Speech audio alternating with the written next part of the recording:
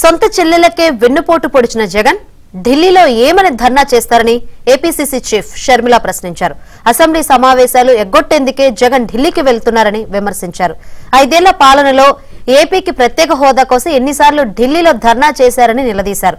సొంత బాబాయ్ హత్యకు గురైతే ధర్నా ఎందుకు చేయలేదని షర్మిల ప్రశ్నించారు. వినుకొండలో జరిగిన హత్యకు కారణం వ్యక్తిగత కక్షలేనని పోలీసులు కూడా తేల్చేశారని షర్మిల గుర్తు చేశారు.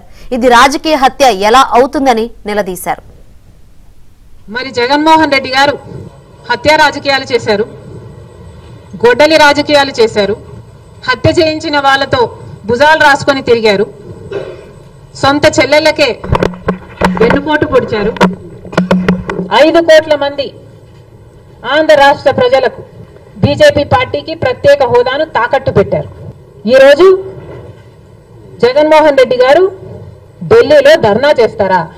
ప్రత్యేక హోదా కోసం ఎందుకు చేయలేదండి ధర్నాలు? ప్రత్యేక హోదా గురించి మీరు ఏ రోజు పట్టించుకోలేదు, పోలవరం గురించి మీరు ఏ రోజు పట్టించుకోలేదు, రాజధాని గురించి అని చెప్పి 3 రాజధానులను కన్ఫ్యూజ్ చేశారు.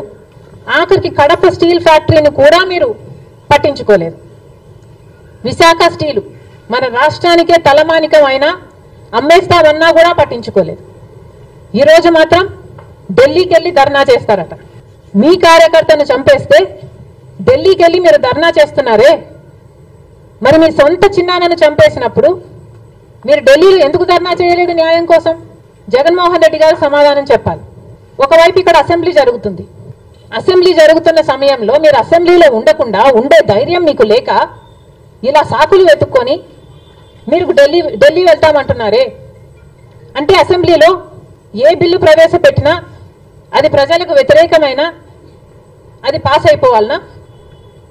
మీరు ఉన్నదే 11 మంది, కనీసం ఆ బిల్స్ మీద డిస్కషన్ మీకు అవసరం లేదా? అసలు ఈ వెనుకొండలో జరిగిన హత్య కూడా పొలిటికల్ మర్డర్ ఇది కానే కాదు, ఇది వ్యక్తిగత మర్డర్ అని కూడా అంటున్నారు కదా. మా ఎంక్వైరీలు మేము చేసుకుని న్యూట్రల్ మీడియాతో లోకల్ గా మేము మాట్లాడిన తర్వాత మేము వచ్చిన కన్క్లూషన్ ఏమిటి అంటే ఇది వ్యక్తిగత మర్డర్. మొన్నటి వరకు కూడా హత్య చేసిన వాళ్ళు, హత్య గురైన వాళ్ళు ఇద్దరూ వైసీపీతోనే ఉన్నారు. మరి అలాంటప్పుడు ఇది పొలిటికల్ మర్డర్ ఎలా అవుతుంది? ఈ పొలిటికల్ మర్డర్ అని మీరు చెప్పి మీరు ఢిల్లీకి వెళ్ళి ధర్నా చేస్తున్నారా? దేనికి?